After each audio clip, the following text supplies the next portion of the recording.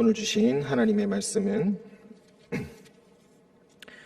누가복음 11장 1절부터 13절까지 말씀입니다.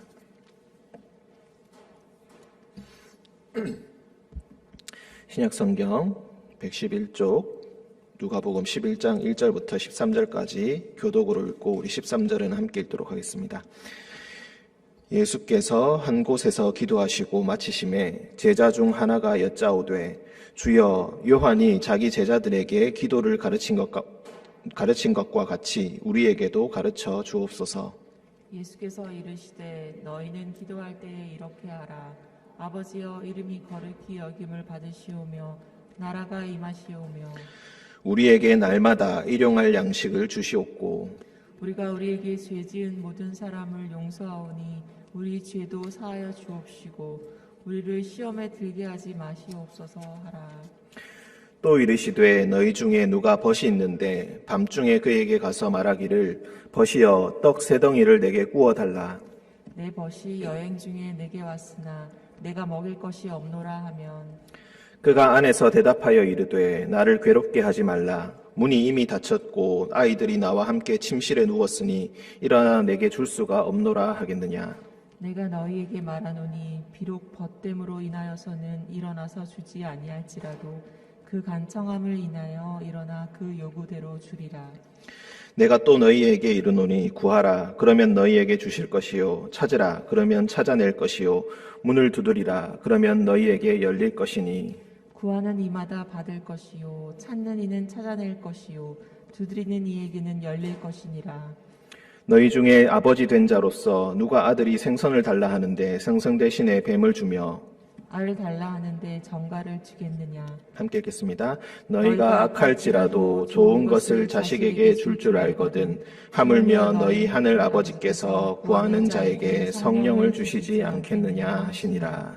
아멘. 기도하겠습니다. 사랑과 은총이 충만하신 주님, 오늘 아침에도 우리 모두를 깨워주시고 주님 앞에 나아오게 하시니 감사합니다. 주의 말씀을 듣게 하시고 우리 마음속의 소원을 주님 앞에 아뢰게 하시니 참으로 감사합니다. 주님, 모든 과정 가운데, 모든 삶의 여정 가운데, 앞이 보이지 않는 현재의 상황 가운데서 우리가 할 것은 오직 주님 앞에 부르짖는 것 외에 없음을 고백합니다. 주님, 모든 것의 해결자 되시며 모든 것의 인도자 되시는 주님, 우리의 영혼과 우리의 갈 바를 주님께서 모두 알고 계시오니 주님께서 이끌어 주시고 우리에게 가장 선한 것으로 성령의 능력으로 우리와 함께하여 주옵소서. 주님, 우리 가운데 말할 수 없는 육체의 고통으로 고통받는 자들이 있사오니 주님께서 찾아가 주셔서 위로하여 주시고 그들의 마음과 그들의 몸에 주님께서 주시는 평강을 허락하여 주옵소서.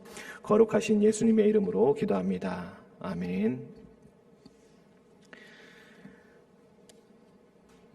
오늘 말씀 11장 1절 1절부터 4절까지는 우리가 참 잘 알고 있는 주기도문입니다. 주님께서 기도를 가르쳐 주신 그 직접적인 내용이 있습니다.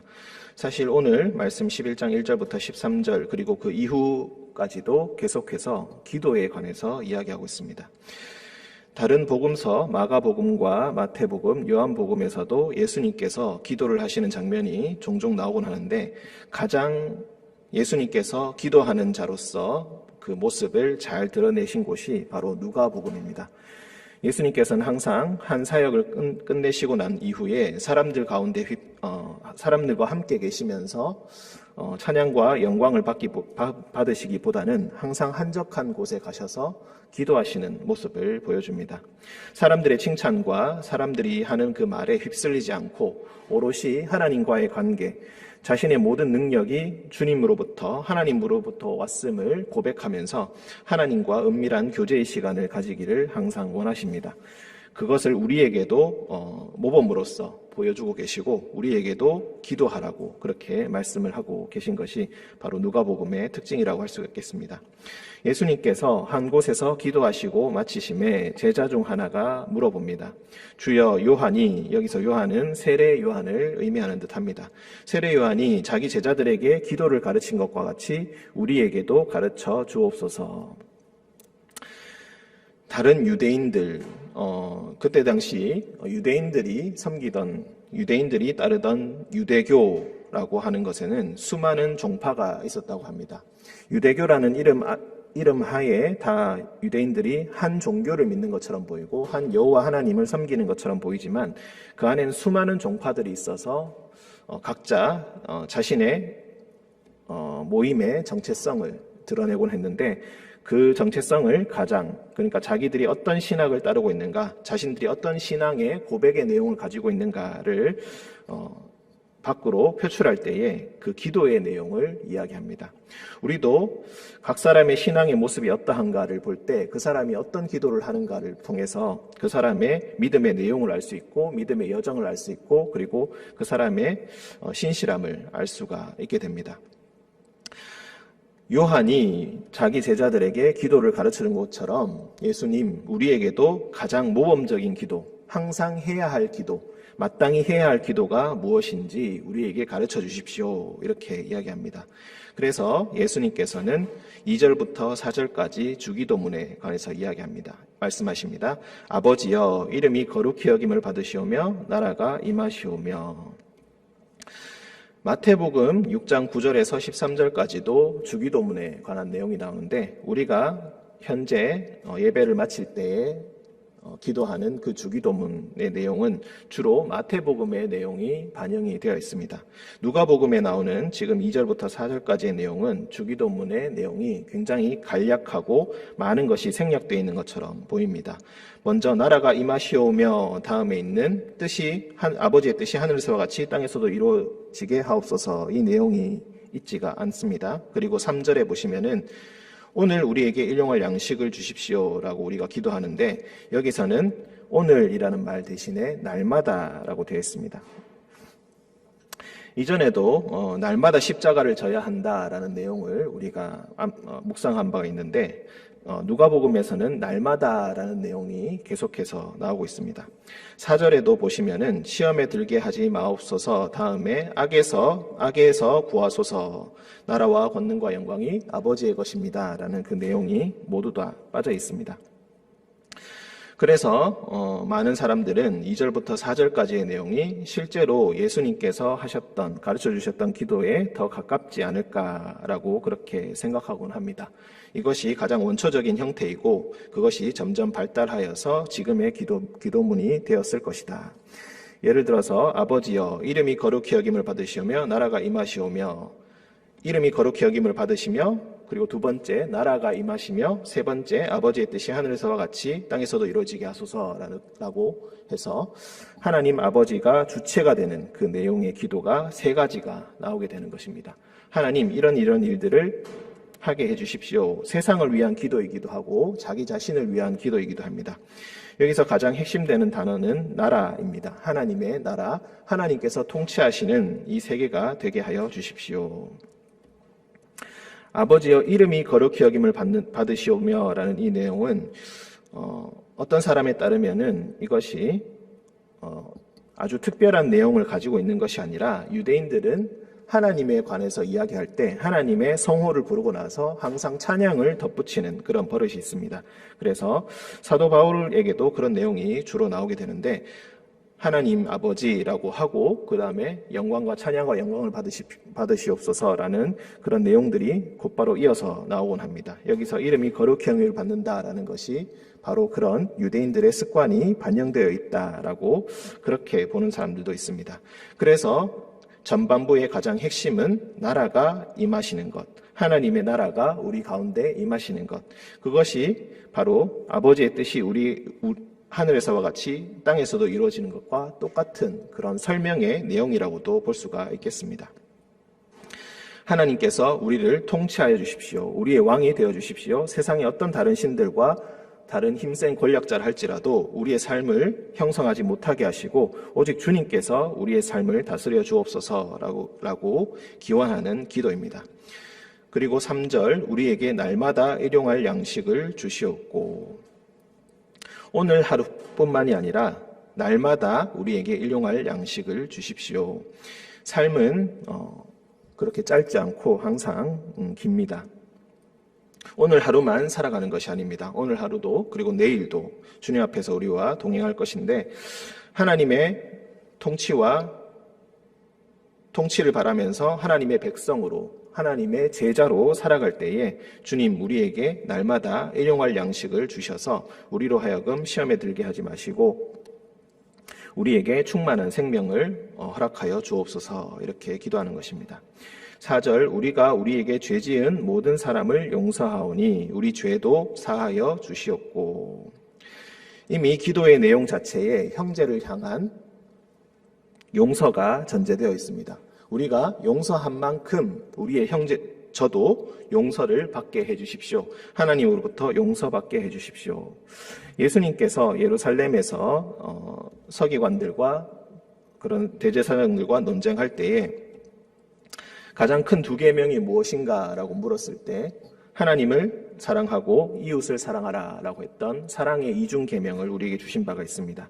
거기서 그 구조와 똑같이 2절이 바로 하나님을 향한 사랑, 그리고 4절이 바로 이웃을 향한 사랑이라고 우리가 할 수가 있겠습니다. 마태복음에서 우리가 주로 암송하는 주기도의 내용은 더욱더 용서를 강조하고 있습니다.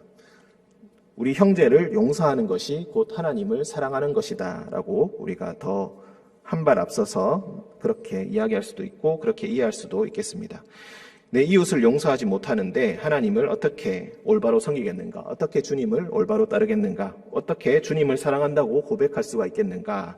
라고 그렇게 이야기하고 있습니다.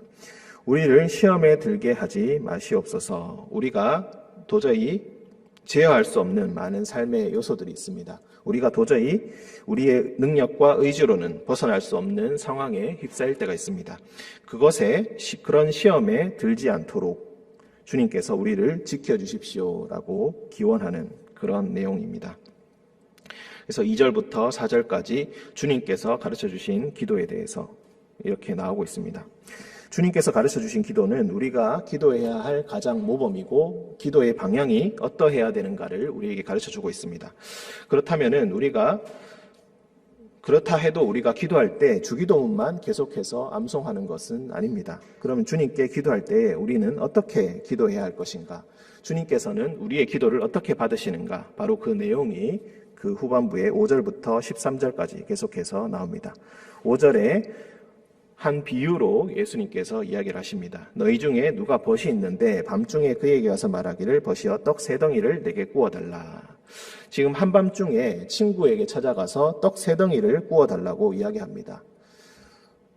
모두가 가난한 그런 처지에 있고 모두가 힘든 상황에 있는데 그것도 미리 부탁한 것도 아니고 한밤중에 갑자기 찾아가서 친구여 내게 떡 3덩이를 구워달라 이렇게 부탁을 한다는 것입니다. 굉장히 뻔뻔하고 어떻게 보면 무례한 부탁이라고 할 수가 있겠습니다. 더 그 강도가 심해지는데 6절을 보시면은 내 벗이 여행 중에 내게 왔으나 내가 먹일 것이 없노라. 그 떡 3덩이를 내게 구워주는데 그것도 내가 먹을 것도 아니고 내 친구가 지금 찾아왔는데 내 친구에게 먹을 것을 줄 게 없다. 그러니 떡 3덩이만 좀 구워달라 이렇게 이야기합니다. 7절 그가 안에서 대답하여 이르되 나를 괴롭게 하지 말라. 문이 이미 닫혔고 아이들은 나와 함께 침실에 누웠으니. 자, 문을 닫고 침실에 누웠는데 문 밖에서 문을 두드리는 사람과 대화를 할 수 있다는 것이 어떤 것을 의미합니까? 즉 단칸방을 이야기하는 것이고 이 사람도 가난하다는 의미가 되는 것이고 그만큼 집이 작다는 것을 의미한다고 우리가 볼 수가 있겠습니다. 그런데 이미 문도 다 닫았고 이미 자려고 다 준비를 한 후에 누웠는데 그것을 준비해서 내게 줄 수가 없겠다.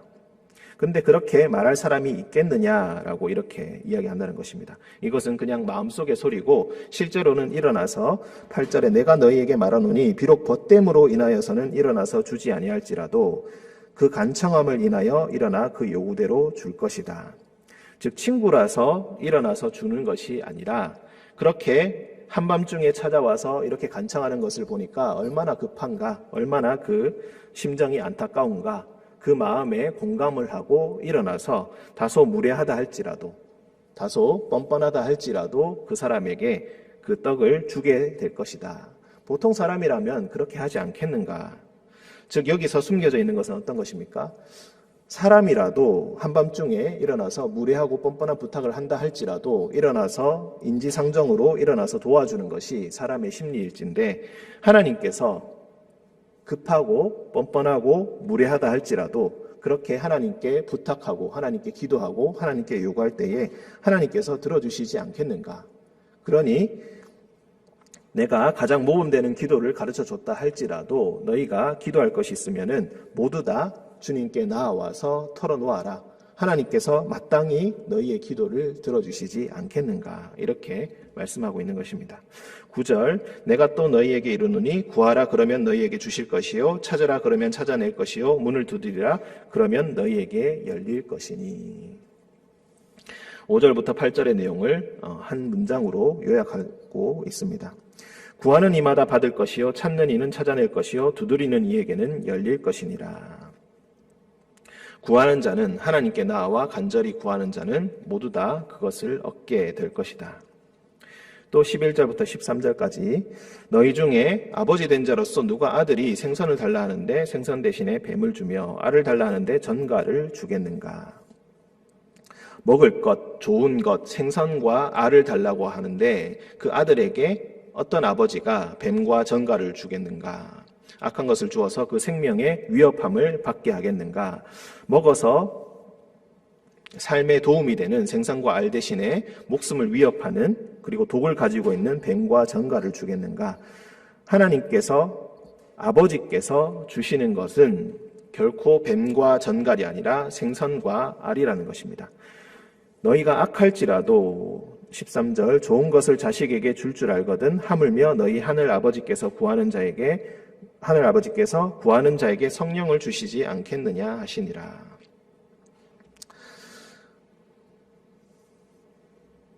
우리도 때로는 생선과 알을 달라고 주님께 기도하는데 우리에게 주어진 것이 뱀과 전갈이 아닌가 생각할 때가 있습니다.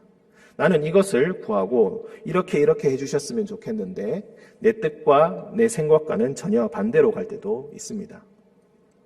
병으로부터 당장 나음을 받고 나의 고통으로부터 마음에 있는 나의 마음을 억누르는 그런 고통으로부터 빨리 나를 해방시켜달라고 주님께 기도하지만 그 상황이 즉각적으로 해결되지 않고 오히려 더 나빠지는 것처럼 보일 때가 있고 그것이 내 삶에 더욱더 해를 끼치는 것처럼 생각될 때도 있습니다. 하지만 아버지께서 결코 악한 것을 우리에게 주시지 않고 결코 위협이 되는 것을 우리에게 주시지 않고 가장 좋은 것을 주신다.